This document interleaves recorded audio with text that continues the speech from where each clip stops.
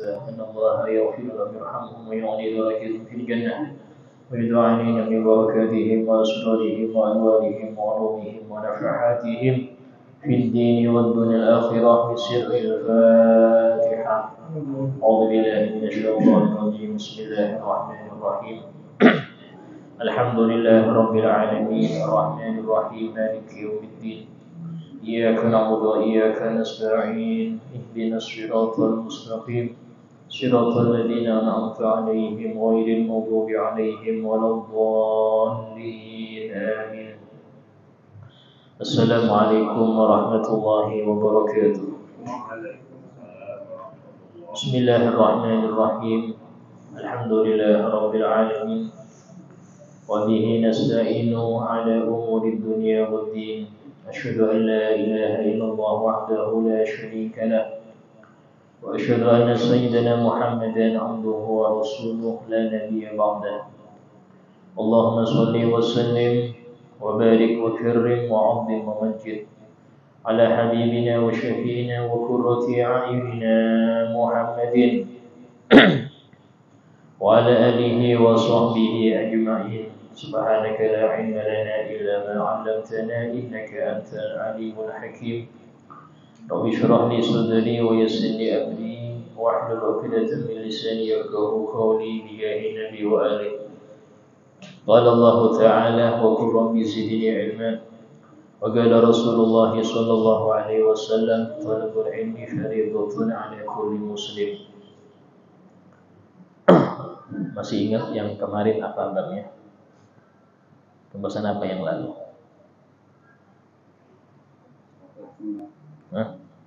Soal sunnah. Selesai semua sudah itu. Ada semua sunnah-sunnah. Alhamdulillah, segala puji bagi Allah Subhanahu wa taala yang telah menjadikan kita sebagai umat Nabi Muhammad sallallahu alaihi wasallam, suatu umat yang sangat diperhatikan oleh nabinya, melebihi daripada perhatian nabi-nabi yang lain kepada umatnya. Sehingga saking perhatiannya Nabi kita Muhammad SAW, sampai-sampai malaikat Malik itu heran ketika ada umat Nabi Muhammad yang masuk neraka. Ini menunjukkan betapa bejatnya dia, betapa jauhnya dia dari syariat Nabi, sampai-sampai tidak selamat dari neraka. Kenapa demikian? Karena Nabi kita Muhammad SAW dengan rahmatnya dan perhatiannya kepada umatnya, banyak sekali perkara-perkara yang dapat melebur dosa jika orang itu melakukannya.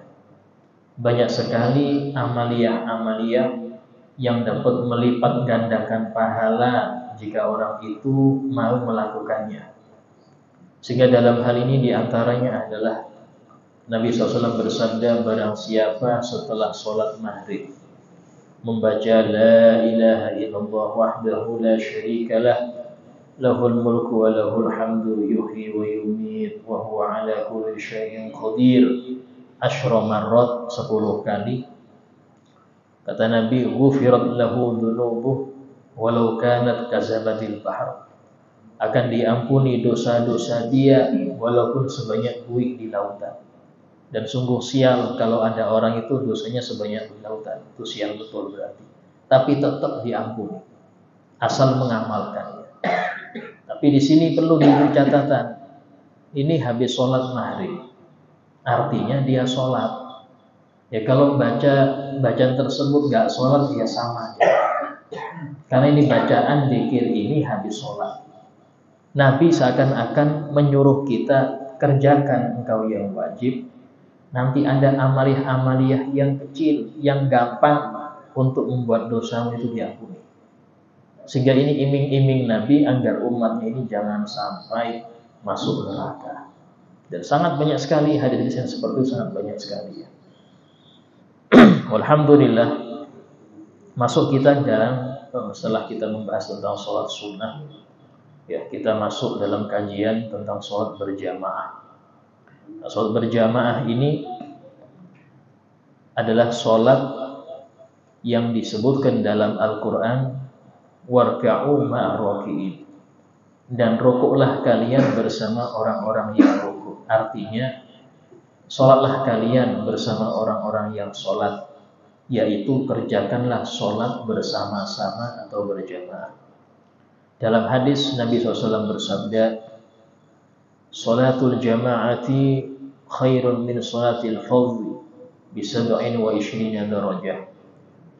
Sholat berjamaah itu lebih baik daripada sholat sendirian dengan 27 kali lipat.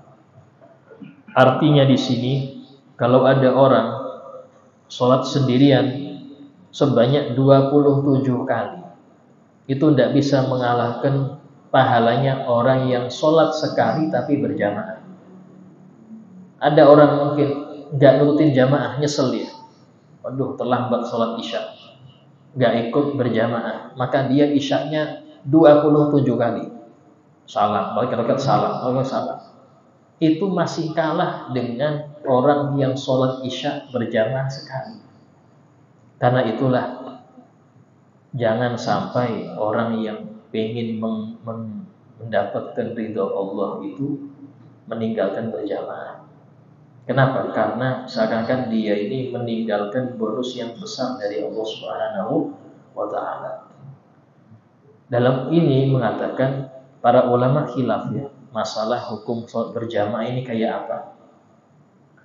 Sehingga dalam hal ini hukum berjamaah ini ada beberapa. Yang pertama adalah hukum berjamaah fardu ain, hukumnya wajib.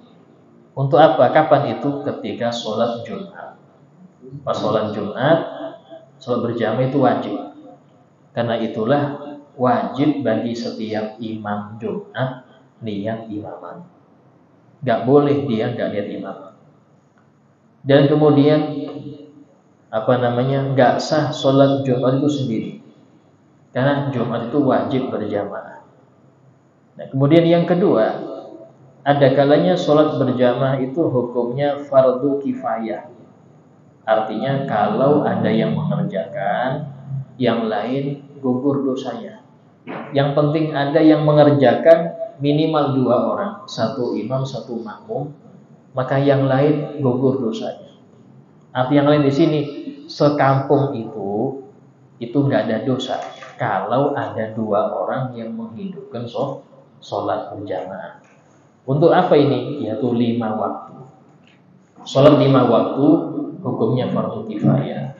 Karena itulah, kalau ada mushola atau masjid yang dia kosong, zuhurnya kosong, nggak ada yang ngerjakan sholat di situ, maka laki-laki balik sekitar masjid atau mushola itu berdosa. Kenapa? Karena wajib bagi mereka menghidupkan 5 waktu itu. Wajib. Loh Ustaz, kita lagi kerja nih, lagi gini, minimal 2 orang. Kalau sudah ada 2 orang yang mengerjakan, yang lain gugur dosa. Tapi kalau nggak ada, atau cuma 1, dia yang adzan, dia iqomah, nunggu makmum nggak nemu-nemu, ya sudah sholat sendirian Ustaz. Ini hukumnya pahala seluruh laki-laki yang di daerah situ dia ambil, dan yang lain dapat dosa. Yang kena dosa. Karena itulah sebagian masjid itu tidak mau pusing, wis nyari kaum aja. Kalau katanya malas, ada kaumnya yang bagian ada. Kadang-kadang orang itu gini, ini nunggu qomat aja. Kalau nggak ada qomat berarti belum ada imam. Takut jadi imam akhirnya nggak datang. Nunggu qomat. Ada sebagian kayak gitu mungkin. Bahkan yang kita heran, kadang-kadang ada musola masjid samping jalan, tuh digembok, asar digembok, Kenapa? Gak ada yang datang. Kenapa digembok? Takut hewan masuk, sehingga dikunci. Nah, resiko orang yang bangun musola atau bangun masjid itu memakmurkan. Memang bangun masjid itu gampang. Yang repot ini memakmurkannya. Karena itulah, kalau sebelum orang itu membangun, dilihat dulu sudah ada nggak musola di sekitar, ada nggak masjid. Kalau sudah ada, nggak usah dulu. Cukup ramaikan aja yang ada. Kalau memang kamu itu nggak ada, satu kampung nggak ada sama sekali, nah silahkan kesempatan untuk Anda membangun di situ. Tapi kalau sudah ada, cukup. Kenapa? Karena tujuannya untuk mempersatukan umat di dalam sholat berjamaah, bukan untuk sianya. Nah ini punya saya ini, tidak seperti itu. Apa gunanya kalau cuma demikian? Sehingga tujuannya cuma satu, ya apa, orang-orang ini rekat bersatu di dalam sholat. Nah, ada kalanya hukum berjamaah itu sunnah. Kapan itu? Untuk sholat sunnah yang dianjurkan berjamaah. Jadi sholat sunnah itu enggak semua berjamaah, Pak ya. Ada sholat sunnah yang disunnahkan berjamaah. Artinya apa, Ustaz? Artinya ada pahala lebih bagi yang melaksanakannya berjamaah. Seperti apa itu? Sholat tarawih. Tarawih sendirian boleh, sah.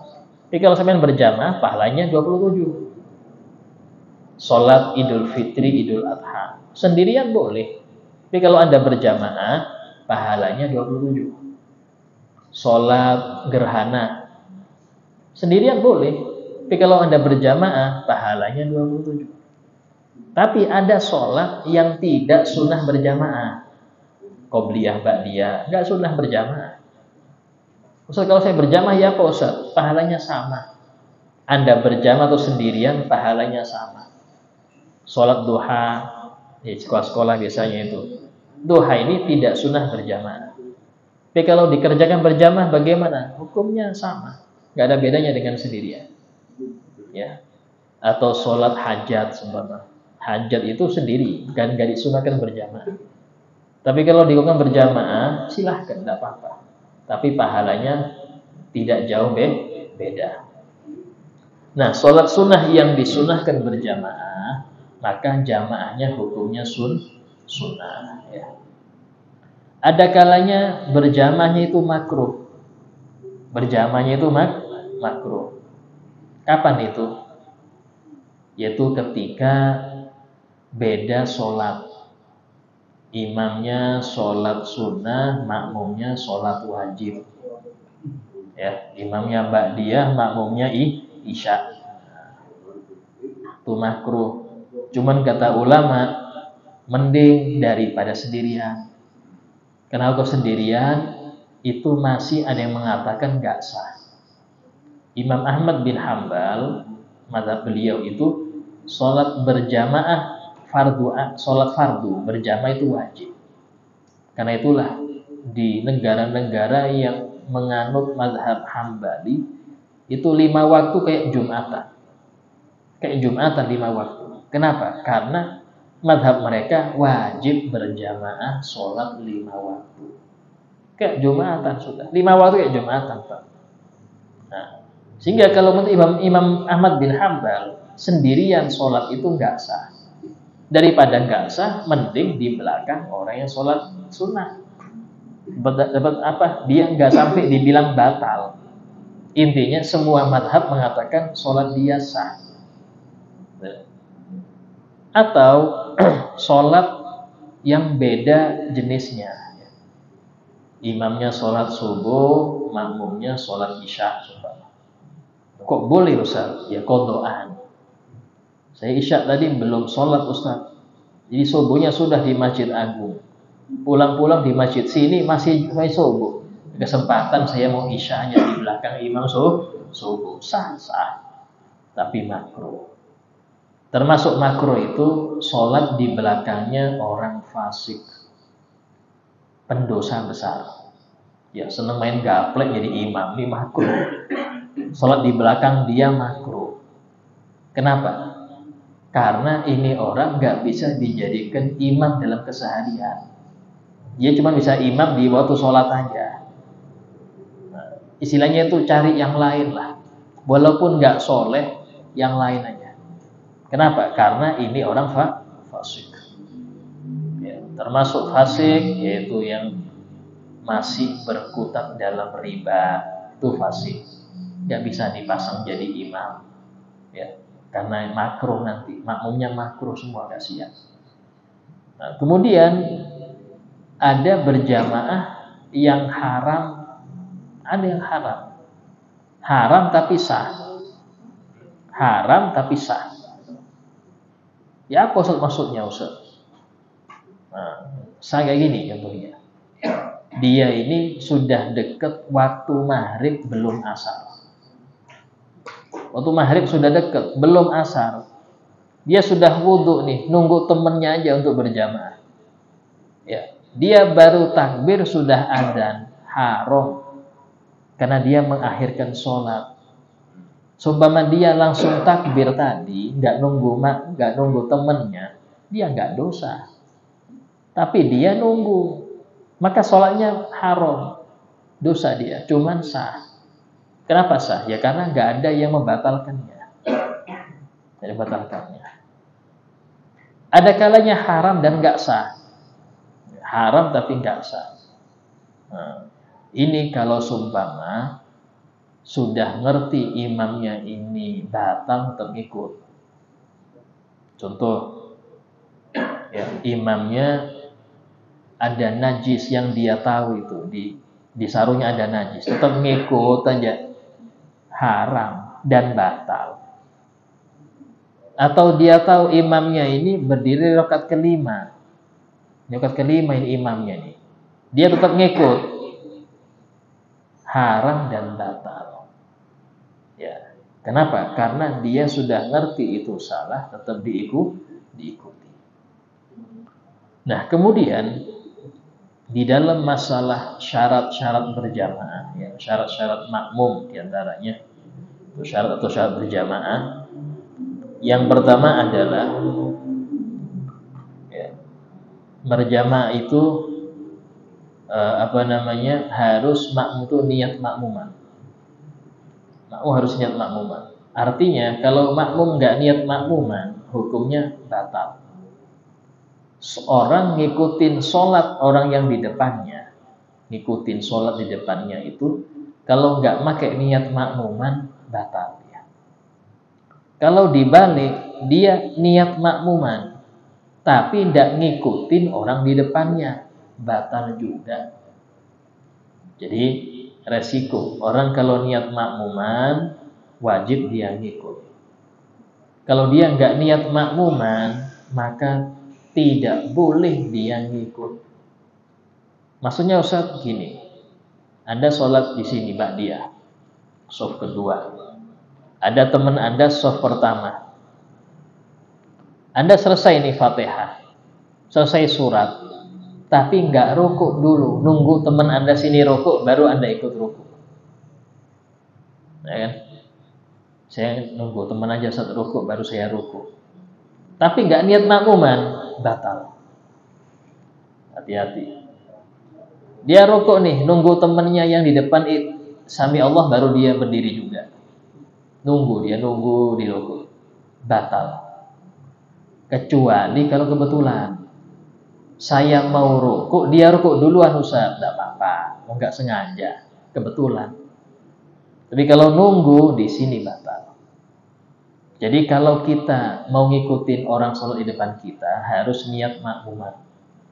Dan niat makmuman itu tidak harus memberitahu imam, enggak harus. Imam itu tidak harus tahu belakangnya ada makmum. Enggak harus tahu. Karena itulah untuk imam sunnah niat imaman, enggak wajib. Imam itu enggak wajib niat imaman, sunnah aja. Cuman kalau dia enggak niat, ya enggak dapat pahala 27. Karena itulah untuk makmum seyogyanya, kalau dia ngikutin orang yang sholat sendirian, maka dia kasih tanda kalau belakang ini ada makmum, silahkan Anda niat imaman, biar Anda dapat pahala 27. Nah, ya apa cara ngasih taunya Ustaz? Biasanya orang pakai apa ngasih tahu? Pakai nepuk. Nepuk itu syaratnya ada. Gitu enggak Pak? Harus takbir dulu. Kalau Anda belum takbir, nepuk orang, Anda mengganggu orang sholat, dosa. Dosa, saya kan ngasih tahu dia. Iya, kalau nepuk itu harus takbir dulu. Sama orang mau narik, dia sendirian di shaf nih, kan makruh. Dia sendiri di soft. Maka sunnah dia itu untuk menarik orang yang di depannya agar nemani dia di soft kedua. Itu harus takbir dulu, nggak boleh dia asal narik. Pertama dia harus takbir. Kemudian dia harus tahu orang depannya ini setuju kalau ditarik. Kalau dia nggak setuju jangan ditarik, Pak, bisa ribut nanti. Ini narik-narik siapa narik-narik saya? Ini repot ini. Apalagi nggak ngerti orangnya, nggak ngerti fikih, narik-narik, bisa ribut, Pak. Sehingga kalau memang kita belum tahu ini belakang saya ini kayaknya jarang hadir majelis taklim, jadi tarik, Pak. Nggak ngerti dia sudah, jangan. Ya cari yang ngerti. Nah, sehingga dalam hal ini sama, nepuk itu harus takbir dulu. Tapi ada kok cara yang lebih efektif daripada nepuk. Apa itu? Takbir yang keras di belakangnya. Allahu Akbar. Dia ngerti, oh ada makmum nih. Niat dia, saya niat jadi imam, sah. Loh, niat imaman boleh setelah takbir, boleh. Niat imaman boleh setelah takbir. Jadi nggak harus di waktu takbir ihram, nggak harus. Apalagi ini makmumnya baru datang, dia sudah rakaat kedua baru datang makmumnya. Ya baru, nggak boleh dia imaman di awal, nggak ada makmum waktu itu. Dia sendirian niatnya. Waktu ada makmum rakaat kedua, nah di situ dia baru niat imaman untuk mendapat pahala 27 ya. Nah, kemudian syarat yang selanjutnya ya, tidak boleh seorang laki-laki bermakmum dengan perempuan. Ya, nggak sah seorang laki-laki bermakmum dengan perempuan. Ustaz, kalau banci, Ustaz kayak apa? Imamnya banci boleh nggak jadi imam? Ada banci, ada bencong ya, ada dua beda itu ya. Banci itu kalau dalam kitab fikih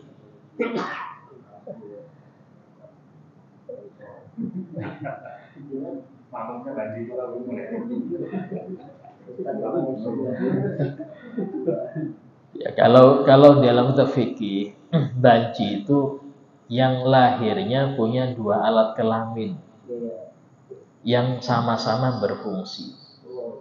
Itu banci, Pak. Jadi banci itu bukan sesuatu yang tercela. Banci ya. Kalau bencong itu laki-laki nyuruh perempuan. Ini terlaknat, ada hadisnya. La'anallah al-mutasyabbihin minar rijal bin nisa. Allah melaknat, artinya dosa besar. Orang laki-laki yang menyerupai perempuan. Cuman kita kadang-kadang malah mendukung. Apa? Diundang, Ustaz, waktu acara ulang tahun anak saya undang yang bencong itu. Berarti Anda mendukung kemaksiatan, dosa juga. Akhirnya orang-orang, jadi biar cepat punya kerjaan jadi bencong aja. Di bencong semua gara-gara sampean ngundang. Harusnya yang seperti itu dikucilkan agar dia merasa, oh saya ini pendosa ini, maka pantas dikucilkan, tobat dia. Ini malah ada kontes waria juga, kontes waria. Yang ini mendukung, hati-hati. Yang sponsori, yang nonton, yang juru parkir kena dosa semua. Kenapa? Karena mereka ikut andil meramaikan kemaksiatan. Yang sering ini lomba Agustusan biasanya. Ya, ayo lomba main bola, tapi pakai daster, pakai daster. Ada merias wajah suami, ini repot lagi ya. Nah, banci di dalam fikih itu yang punya alat kelamin dua dan dua-duanya berfungsi, sehingga Nabi SAW pernah ditanya tentang masalah itu. Nabi bersabda, al-walad min haitsu yabul. Anak itu dihukumin laki atau perempuan dilihat dari mana dia pipisnya. Kalau dia pipis dari jalur laki, hukumnya lelaki. Kalau jadi jalur perempuan, berarti dia perempuan. Ustaz, ini sama dua-duanya, Ustaz. Maka dilihat yang keluar dulu yang mana. Yang keluar laki-laki duluan laki-laki. Sama keluarnya, Ustaz. Nah, maka dilihat yang terakhir berhenti yang mana. Kalau sama juga, dilihat sampai balik. Kalau dia haid, sudah dipastikan ini perempuan. Walaupun berjenggot urusannya, yang penting dia haid. Dia nggak haid, Ustaz, cuman ada jakumnya di sini, itu bolongnya. Oh, berarti terus itu belum menunjukkan ya. Dilihat condongnya dia. Kalau dia condong ke laki, oh perempuan berarti. Kalau dia condong ke perempuan, oh laki-laki berarti. Tapi kalau nggak ada, adem aja dia. Dekat perempuan adem juga, dekat lagi adem juga. Nah ini banci haramnya Pak. Khunsa muskil. Banci itu dalam fikih, kalau dia jadi imam, yang menjadi makmum hanya boleh perempuan saja. Nggak boleh sesama banci berjamaah, nggak boleh. Sama banci nggak boleh saling nyenggol, nggak boleh berjamaah sendiri-sendiri. Ya, jadi kalau imamnya laki, maka silahkan bebas. Makmum laki boleh, perempuan boleh, banci boleh. Kalau imamnya banci, yang boleh jadi makmum cuma perempuan. Kalau makmumnya perempuan, yang jadi makmum khusus perempuan aja. Jadi 3 jenis imam ini paling tinggi yang laki-laki. Dari sini ada beberapa contoh berjamaah yang sah. Contoh makmum laki, imam laki, makmum laki. Imam laki, makmum perempuan sah. Imam laki, makmum banci sah. Imam banci, makmum perempuan sah. Imam perempuan, makmum perempuan sah. Ada 5 jenis yang sah. Yang 4 nggak sah. Itu apa? Imam perempuan, makmum laki-laki nggak sah. Imam perempuan, makmum banci nggak sah. Imam banci, makmum banci juga nggak sah. Ya, nggak sah. Imam banci, makmum laki-laki nggak sah juga. Ya, jadi 4 contoh berjamaah yang nggak sah di situ. Nah, kemudian bagaimana kalau seumpama para makmum itu sadar kalau imamnya itu perempuan habis salam. Habis salam baru ngerti imamnya itu perempuan ini. Saya kira laki-laki, Ustaz. Kayak apa? Sholatnya sah apa enggak? Kalau habis sholat wajib ulang. Tengah-tengah sholat baru ngerti, wajib mufarokoh, niat pisah. Dia nggak langsung batal, niat pisah. Kecuali ada pengecualian. Jadi setiap makmum yang sadar kalau imamnya itu batal, nggak sah jadi imam, ya setelah salam dia ngertinya, maka hukumnya batal sholat dia. Wajib makmum ulang sholat. Kecuali ada beberapa, diantaranya kalau imamnya itu hadas. Imamnya hadas, nggak ngerti makmum kecuali habis salam. Habis salam baru imamnya ngasih tahu, maaf, tadi saya belum wudhu dari saya. Direpot lagi. Ada pernah di masa khalifah siapa itu? Ini ada makmum nempiling imam. Dipanggil, apa alasan Anda nempiling imam? Iya Pak, kita ini sholat subuh katanya. Sholat subuh imam ini membaca Al-Baqarah rakaat pertama. Di situ capek kita sudah. Rakaat kedua, Masya Allah, membaca Ali Imran. Ini matahari sudah hampir terbit, habis dia salam bilang, maaf saya belum wudhu. Oh ditempeli sama makmum. Ini sudah mau selesai subuh baru ngomong. Coba tadi. Hanya kata khalifah, ya sudah dimaafkan, kau dimaafkan. Aslinya nggak perlu imam itu ngomong saya belum wudhu. Kenapa? Karena makmum nggak perlu ngulang. Makmum itu kalau ngerti imamnya batal habis salam, nggak perlu ngulang. Justru itu mempermalukan imam, yang ngapain ngomong sampean. Hanya diterkenal ini loh yang sholat belum wudhu dia. Repot, nggak usah diumumkan, nggak usah. Ya. Nah, yang kedua, kalau di imam itu ada najis yang nggak kelihatan. Contoh, imam nggak sadar di kantongnya di sini ada bangkai semut. Ya, pas dia salam dia wirid-wirid, ya nyari kantong, nyari apa kunci. Loh, ini ada semut kayaknya. Baru ketahuan waktu wirid, ya. Maka nggak perlu dia itu ngumumkan ke makmum, cukup dia yang ngulang sholat. Cukup imam yang ngulang sholat, makmumnya nggak perlu.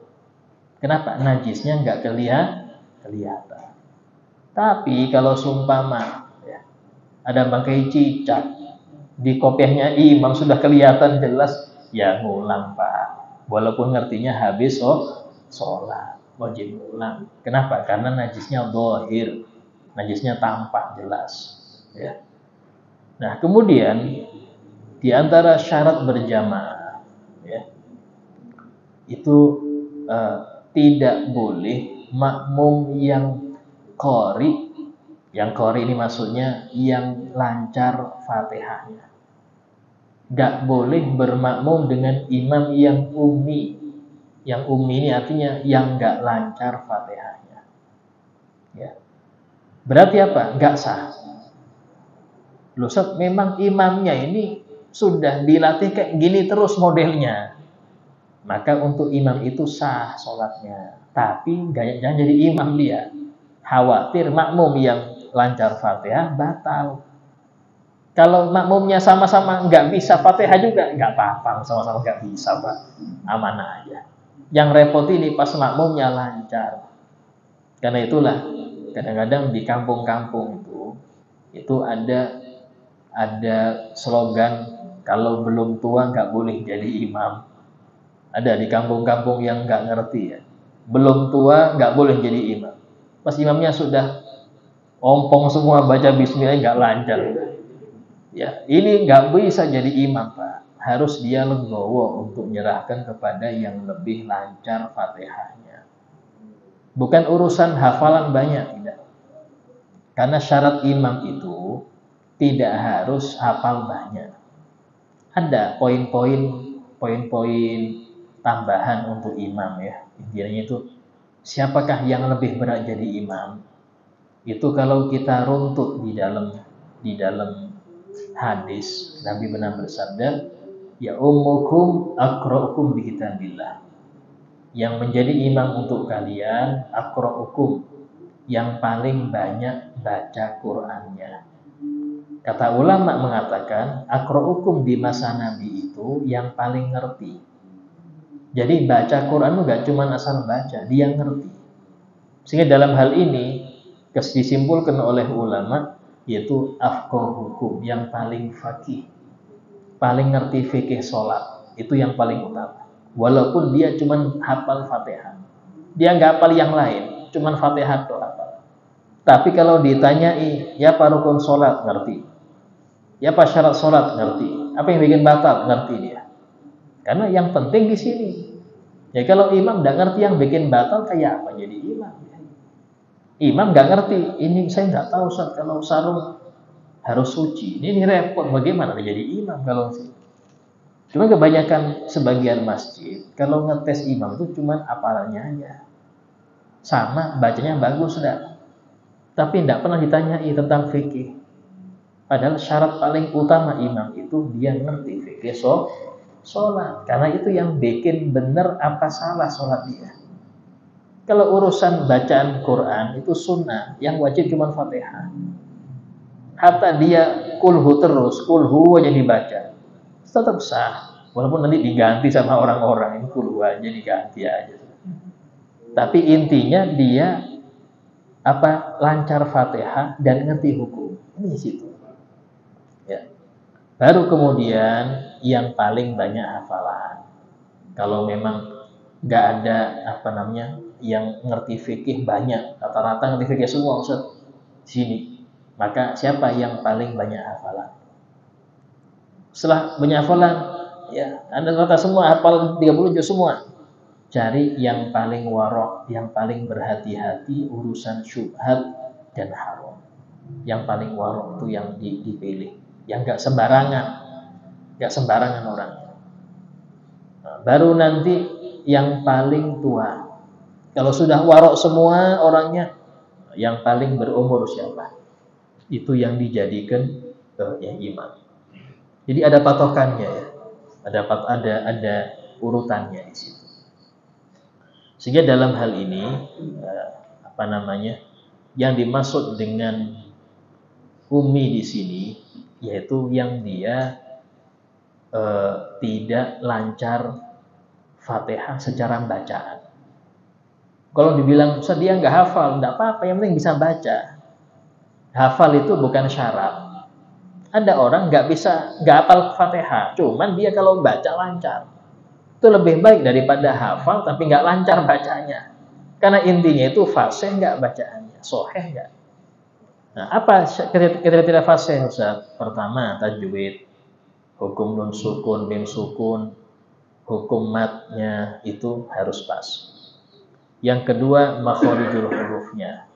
Karena itulah nggak sah kalau orang itu tam-tam. Dalam istilah bahasa fikih itu tam-tam itu yang merubah huruf. Ya, alhamdulillah, alhamdulillah jadi alhamdulillah, nggak bisa. Ya, alamin jadi alamin, aslinya ain jadi hamzah, nggak bisa.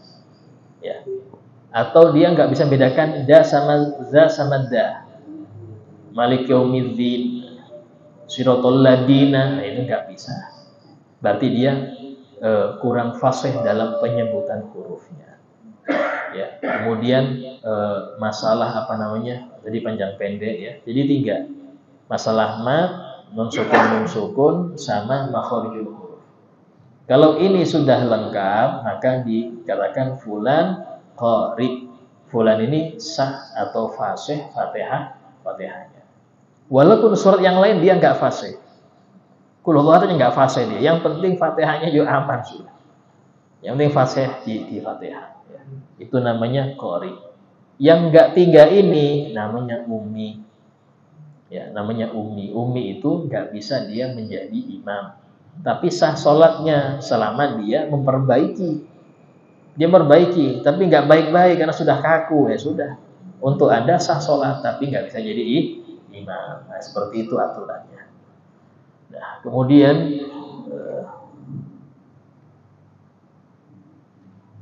kurang 3 menit ya. Insyaallah kita lanjutkan syarat-syarat daripada berjamaah yang akan datang insyaallah. Ya, sebagai paripurna majelis, ada yang mau bertanya silakan tanyakan.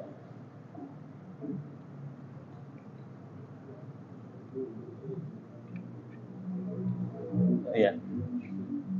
Saat kita sholat sendirian, kemudian ada yang takut imam, kita wajib niat imaman. Nah, niatnya ini apakah dilafazkan di bibir atau dalam hati saja? Ya, niat imaman hukumnya sunnah, tidak wajib. Walaupun makmum tadi itu ngasih tahu Anda, itu nggak wajib Anda niat imaman. Itu hanya dia kasihan kalau kita sendirian kan, nggak dapat 27 kasihan. Sehingga dia ngasih tahu kalau kita ini silahkan niat imaman karena belakang Anda makmum, yaitu saya makmumnya. Kayak seperti itu dia ngomong. Maka di sini boleh bagi imam tadi itu niat imaman atau enggak niat, terserah dia. Dan niatnya wajib di hati, enggak boleh dilafalkan. Karena ucapan yang di luar sholat, kalau sudah masuk ke sholat walaupun bahasa Arab membatalkan. Ya, walaupun bahasa Arab. Jadi jangan dikira bahasa Arab itu di sholat pasti benar. Orang Arab kalau ngomong di sholat ya batal. Ngomongnya apa? Ya bahasa Arab, ngomong bahasa Jawa. Gak mungkin orang Arab bahasa Jawa. Pasti bahasa Arab. Tapi karena dia ngomong di dalam sholat, batal. Termasuk ngomong adalah berniat. Yang gak termasuk ngomong dalam sholat itu doa. Karena dia minta kepada Allah. Tapi ini syaratnya harus bahasa Arab. Doa bahasa Indonesia gak sah, bikin batal sholat. Yang kedua, zikir. Zikir, subhanallah, alhamdulillah. Walaupun Anda waktu berdiri baca zikir, itu enggak batal. Ya, karena dia enggak termasuk omongan. Yang ketiga, Quran. Baca ayat Quran dalam sholat itu tidak membatalkan, walaupun makruh. Contoh waktu sujud, waktu ruku itu dilarang baca ayat karena bukan tempatnya. Kecuali kalau ayat itu mengandung doa dan dibacanya waktu sujud. Karena sujud itu tempatnya berdoa. Contoh dia baca Rabbana atina fid dunya hasanah sampai seterusnya, itu kan ayat itu. Tapi isinya doa, tidak apa-apa Anda baca.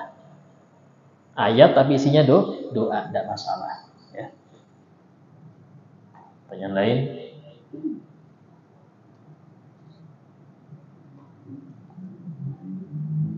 Kurang berapa menit lagi?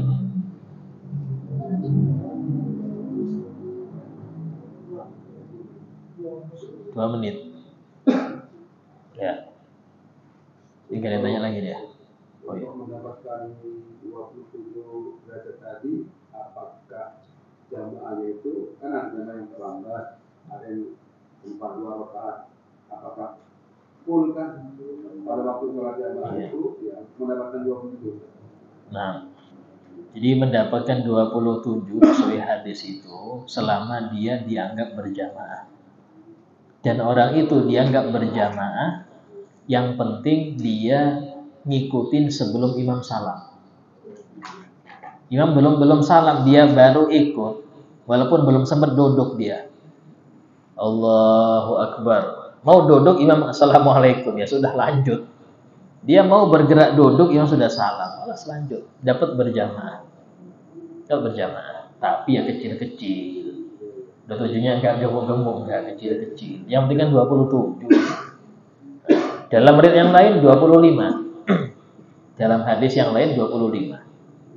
Imam Ibn Hajar Al-Asqalani mengumpulkan dua hadis ini, mengatakan yang 27 untuk sholat jahriyah, subuh, maghrib, isya. Yang 25 untuk sholat sirriyah, zuhur dan asar. Ya.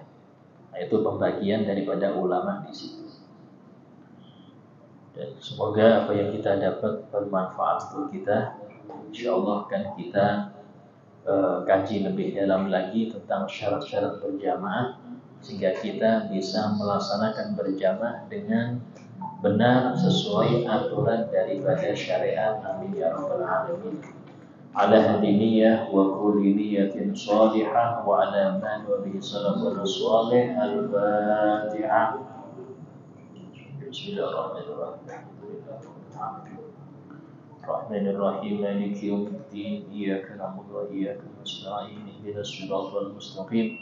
Siratal ladzina an'amta 'alaihim ghairil maghdubi 'alaihim waladdallin. Amin. Bismillahirrahmanirrahim. Alhamdulillahi rabbil alamin. Allahumma shalli wa sallim ala sayyidina Muhammad wa ala alihi wa sahbihi ajma'in. ربنا انفعنا بما علمتنا رب علمنا الذي ينفعنا رب فقهنا وفقه أهلنا وقراباتنا في ديننا رب وفقنا وفقهم لما ترتضي قولا وفعلا كرما وارزق الكل حلالا دائما وأخنا أنبياء لما نهضى بالخير ونفى كل شر ربنا واصلح لنا كل شؤون واغفر بالرضا منك العيون وقضي عنا ربنا كل الديون قبل أن تأتينا رسل المنون ربنا آتنا في الدنيا حسنة وفي الآخرة حسنة وقنا عذاب النار وصلى الله على سيدنا محمد وعلى آله وصحبه وسلم والحمد لله رب العالمين. السلام عليكم ورحمة الله وبركاته.